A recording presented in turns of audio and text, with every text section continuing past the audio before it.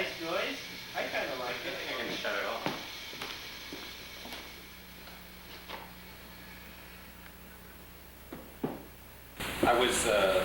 I was in Brooklyn making really bad Milton Resnick ripoffs, and adding, they have that whole like Zen aspect to their reception to the character that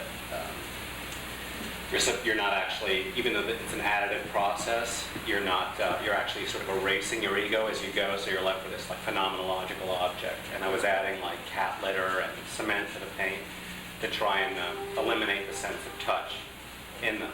And they were just, they were awful. They were really horrible. They take like 9 months to make, and they'd weigh so much and be so wet for so long, I had to make them flat on a table. So what I do for satisfaction, I was working house painting jobs for money at the time. And I was repainting all the walls. I'd still paint for my house painting jobs, and I was repainting all the walls in my apartment, because you could, decide to do it, and be finished, and it's much more satisfying than these paintings. So I also started like spray painting the walls of the apartment. It was like, something I could decide to do and then finish that day. So I had this painting on a table that I've been working on for 6 or 7 months. It was just, it was ridiculous, because when I was finished because it wasn't me anymore, And so the paintings were sort of more like journals of the agony of the activity than they were sort of finished objects for other people to look at. So I was walking through my studio room in my apartment with a spray can, and these paintings had like these bumps on them. They were up on a table, and out of frustration or something, I sort of spritzed the painting on the bias, and so this color world I'd like built up over 6 months, it got like a special effect. It was like I traded in the phenomenology for like special effect. It lit up the underside of every one of the bumps in the painting, and it looked a little bit like, like a backdrop for a bad sci-fi movie, or like those objects you put in your aquarium that are sprayed from both sides. So at the same time as it had this like sort of like Zen Buddhist / Protestant work ethic quality, it also had this cheap special effect. And so it was kind of like my moment of, like Satori or something. I liked the way it looked, and it was something that I'd done, but something that didn't look like I'd done it. It satisfied that requirement of like having the painting be its own object in the world. So I found the foam material because it was used. I'd seen it used industrially on job sites, and it seemed like it would give all the tactility of the surface without that sense of like, handling or forming.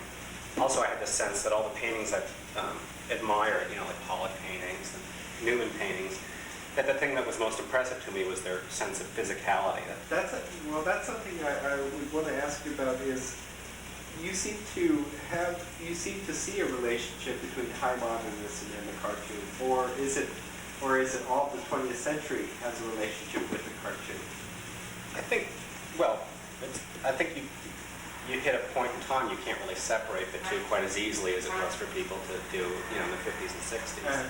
And I don't think it's about sort of bridging some kind of gigantic gap between these two disciplines. I think that, animation was something invented by this guy, Emile Cole, who was a member of this avant-garde group in Paris called the Incoherents. If you look at those 1925 Miro paintings of like the dog barking at the moon, right, they're straight from Otto Mesmer's Felix the Cat that predate them from the 20s. Anytime you look at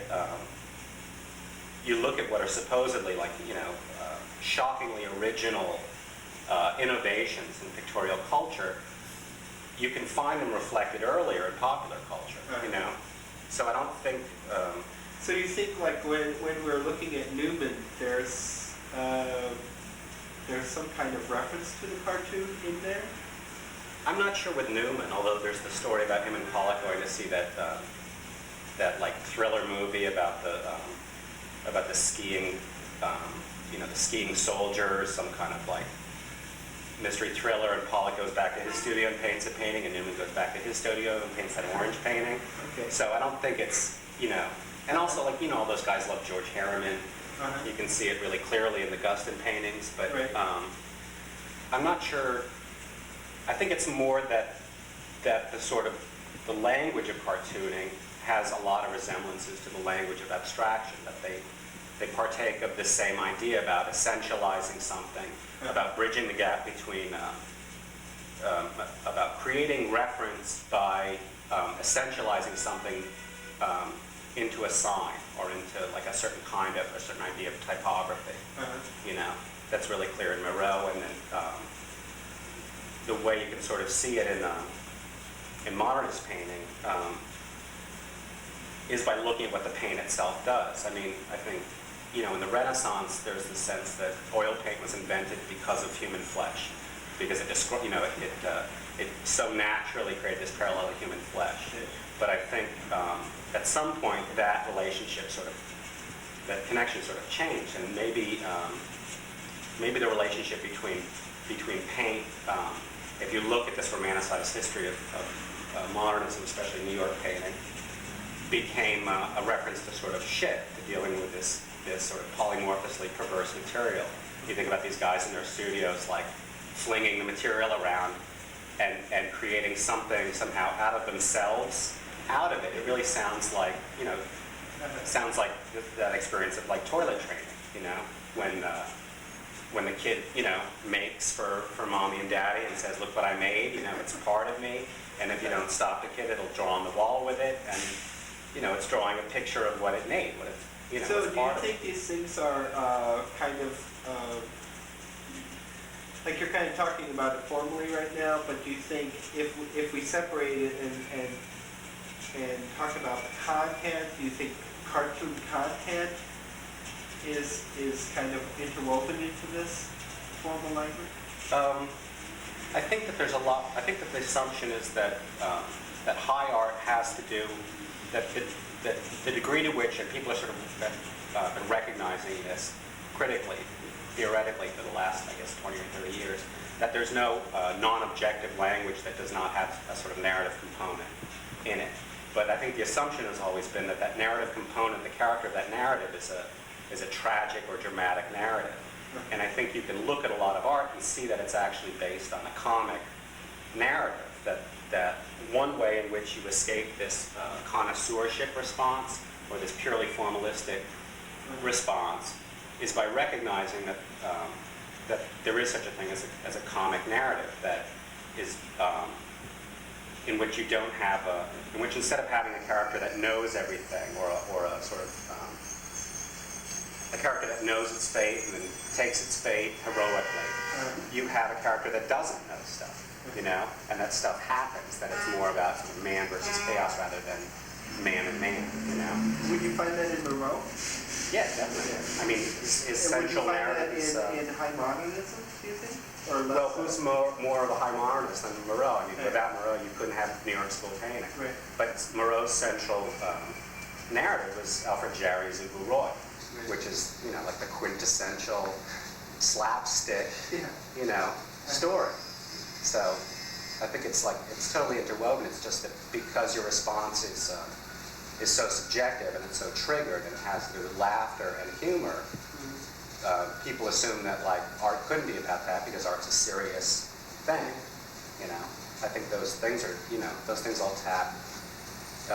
They all have to do with the uncanny, and the uncanny is a very serious, you know, thing. Well,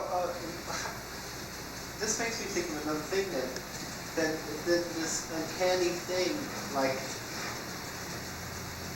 I guess when I look at modernist painting, I kind of see them, I don't know, I see them trying to describe something and get it down more. And when I listen to you, I kind of think you're kind of more free about not so much getting it down, but kind of recording the mechanisms or something. Or I don't know if I'm saying this right, but I like the way that it works, but I also know that part of the burden for modernist painters was to, you know, especially high modernists, was to come up with a sort of quintessential aim to make. yeah. I mean, I guess the work that I'm the most interested in really is that sort of line from, you know, from Courbet, Braque, Right. Arp, Newman, which I guess are, you know, I'm not sure what connects them all, but I guess one thing that connects them all is that they don't seem to, they don't make work that seems to demand a connoisseurship response, and also that they're all artists that depend on, whose work has this idea of, having a face to it, like a deadpan kind of face. And I guess, I think of it as deadpan because I see a certain amount of humor in it, in the intent and also in my experience. Well, you talk about, this makes me think about the word gravity, because you talk about gravity in this movement. Mm-hmm. And do you think that gravity is what you're talking about in the movement? I think gravity has a lot to do with humor, because gravity is like this sense of, metaphorically, it's about sort of, human limitation, and also if you look at any kind of, Laurel and Hardy or W.C. Fields or Buster Keaton film, things are, or like, Warner Brothers cartoon or whatever, things are constantly falling, people are constantly falling, it's the banana peel. Yeah. So the fact that modernism was obsessed with a certain kind of literality of material and a certain kind of obsession with gravity, you see in Pollock particularly, but also in process art as a result of that. And the comedy also relies on these sort of key things. I know this about you is that you have a very big interest in Dr. Seuss. Yeah. I don't know anything about Dr. Seuss, and I'm very curious about this Dr. Seuss thing. Mm-hmm. And so if you could talk about that a little bit and how that kind of feeds into modernism. I grew up with these books. He used to live, before he moved to San Diego, he lived in Springfield, Massachusetts. I was born in Amherst, which is about 15, 20 minutes away. And so I imagine it was like this across the country, but Dr. Seuss is what kids are taught to, love looking and love reading and, wit. And it was, it's true for me too. I mean, I think there's a few generations that totally grew up with these books, which are really nutty books, but I never, probably because I grew up with them, I started collecting them again, like 3 or 4 years ago. And I had a studio visit with a friend of mine who's a painter, John Curran, who came over and I was showing him the books I had, and he said, I never thought of Dr. Seuss as having any particular style. And I guess I always liked this idea. I mean, the music I listened to in my studio is music that was made, before I was aware that people made things, when it was just like weather or atmosphere. So that's part of why I like it. But Curran said these are like Bavarian. Like the style of the drawing is like Bavarian, which is like decoration on top of decoration on top of decoration. Everything sort of anthropomorphized, so that all the objects and the characters are like turned into sort of beings, like empathic beings, which is like, that's your desire for your work, that people respond to it in this empathic way, like one sentient thing to another,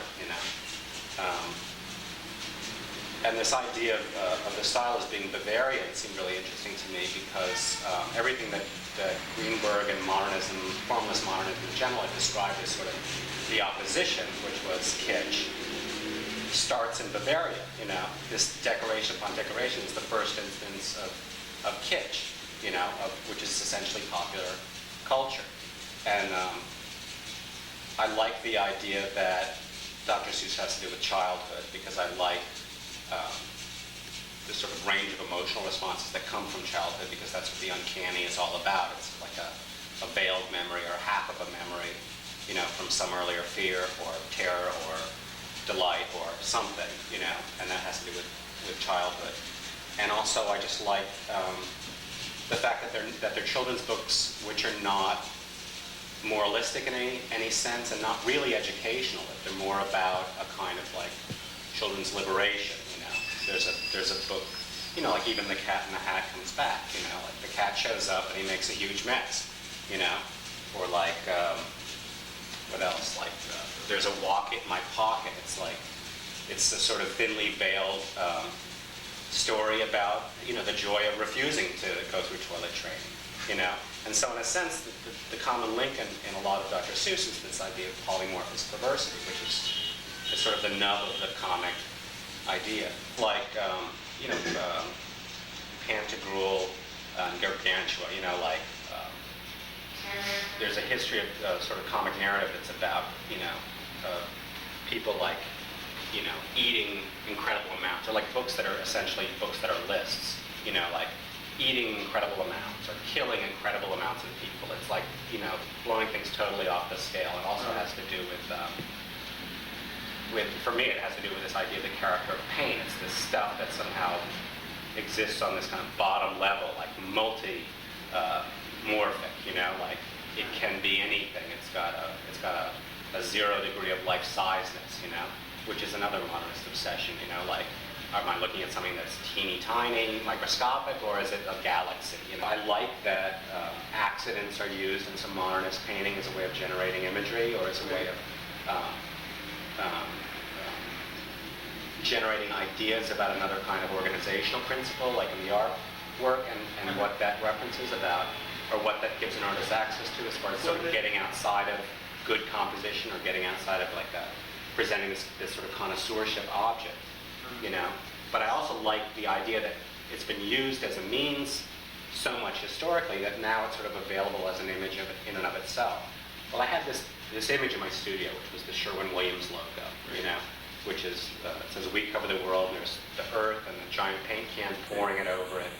And because I've been making paintings on the ground, and because they had this weird sense of scale in terms of, like, is it topographical, or is it, you couldn't tell, like, on a referential level, how much space was being sort of given to you outside of the literal thing. It seemed like this image I had, the Sherwin-Williams logo, had everything that my work had been about, It also had a sense of weird sort of cartooniness and accident and chance and all of this stuff, and I thought I should just paint that image, It was already sort of given to me, And so I took the drips from the earth and I blew them up and painted them flat, and it was like a kind of visual onomatopoeia, like, whereas before the foam had been a substitute for, the foam was like big paint.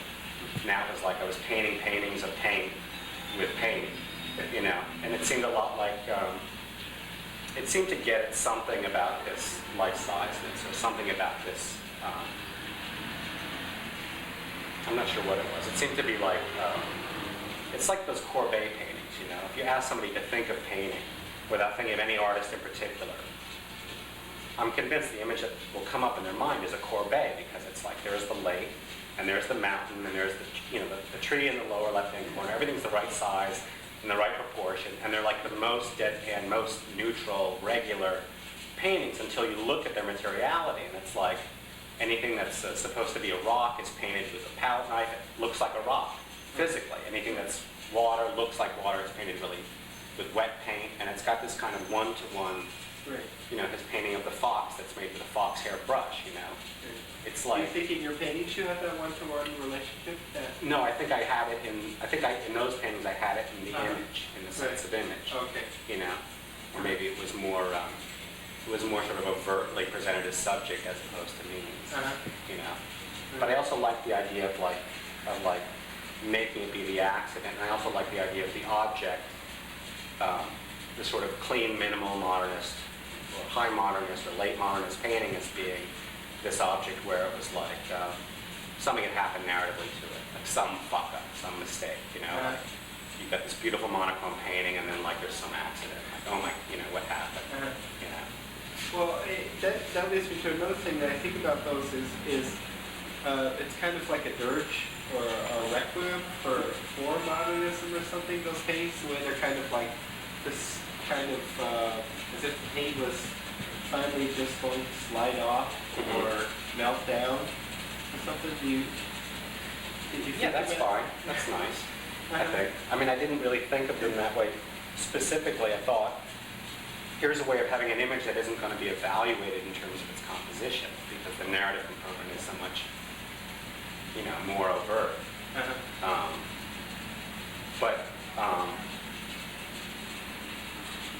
Yeah, I guess, the first ones I've made, I used to screen these sort of Venn dot patterns across the surface, and then the drip or the accident would happen on top of them. It would be like, the field is established, and I guess that made a reference to mechanical reproduction and pop art at the same time. And well, I've been it also asked, makes me think that drip is like the paint. Okay, then the paint is finally just going to run off. Yeah. Or or come down, or Come down. entropy will Right. enter. It was also like, it was about gravity in that sense too, or it used the idea of gravity.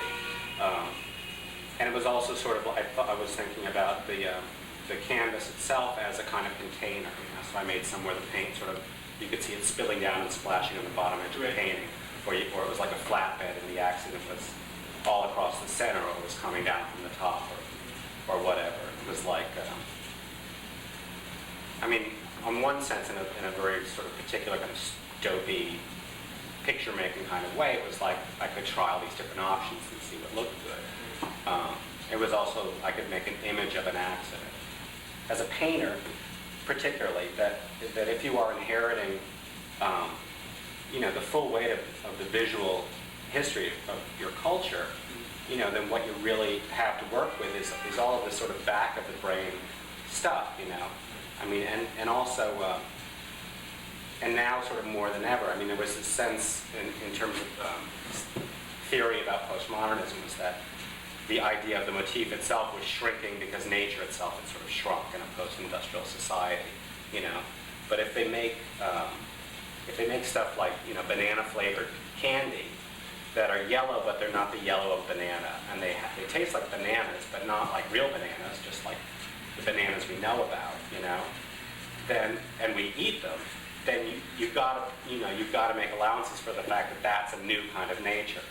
And if you can add up all of the experiences in your life that are like that, which is basically, another way of saying it is the ways in which being alive is abstract, then abstraction ends up being, abstraction in terms of abstract painting ends up being, about any relationship that you have with anything in the world that you suspect might not have a self-consciousness, which could be like basically anything, because you're only really sure about yourself, and you're not really all that sure about yourself all the time anyway, And that's what, I mean, that's the connection, that's comedy, because comedy is about like, drama and tragedy narratively are about like, you are a doer, or, and sometimes doing doesn't do any good. But comedy is about sometimes you're a doer, and sometimes you're a prop. Like sometimes you're a thing. And I guess this idea, in terms of their imagery, this idea of the most normal abstract painting, like the Courbet of abstraction, appeals to me. That's how I know, what to pick from a drawing, from two drawings, which one to try to make into a painting, is the one that seems the most kind of normal and regular, seems to hold out the possibility for being the most kind of uncanny or odd. Thank you, Carl. You're welcome. You think it went all right? I thought it sounded good to me. Yeah. But it's like making a painting right now. I'm not that objective. And this sort of law of nature or law of life, which is that like no joke is funnier than the milk that comes out of somebody's nose when they're laughing at that joke.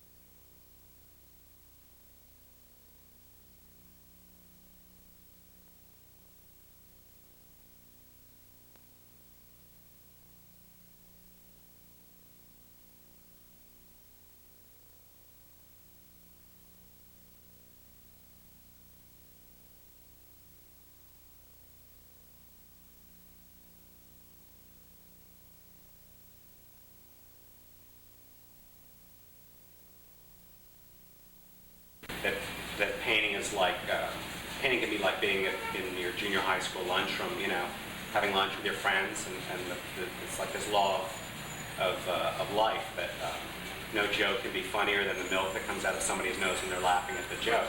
I think that on some kind of bottom level, what painting has the capacity to do, because it's one of the few things in our culture that does have a chance to sort of exist at life-size scale and be thought of because of its conventions and its history as this sort of rarefied object, that with painting you do have the potential for people to respond to it empathically. Do you want to stop and I'll get this? Okay.